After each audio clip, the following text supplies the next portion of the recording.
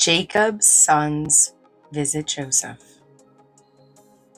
Joseph was 30 years old when he began to serve Pharaoh. In the years when the crops were good, Joseph saved food. There was so much food saved, it couldn't be counted. During those years, Joseph married and had 2 sons, Manasseh and Ephraim. Then, the good years in Egypt ended. The 7 years with no food began, and the Egyptians were hungry. They went to Pharaoh for food. He said, "Go to Joseph and do what he says." Joseph opened all the storehouses and sold food to the Egyptians.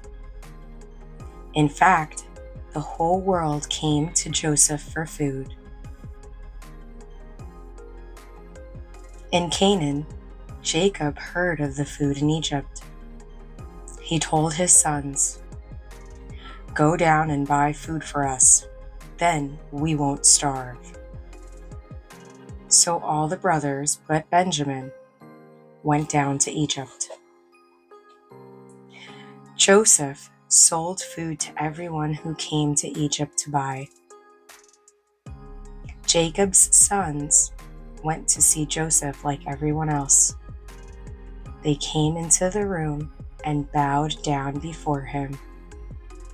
When he saw them, Joseph knew they were his brothers. 23 years before, they had sold him into slavery. The brothers did not know who Joseph was. Now, as in Joseph's boyhood dreams, his brothers bowed before him. "Who are you?" Joseph asked. "Where do you come from?" "We've come from Canaan to buy food," they answered. "No, you didn't," Joseph said.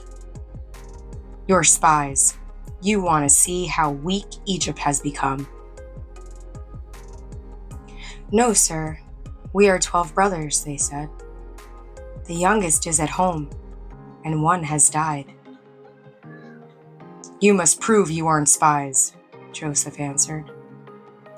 "Someone must go back and bring your youngest brother here." Then they were locked up. 3 days later, Joseph spoke. "One of you must remain. The others may leave with your family's food.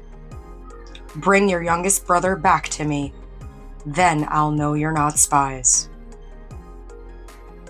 The youngest brother, Benjamin, was Rachel's son, like Joseph. Joseph chose Simeon to stay in Egypt. Reuben told the others,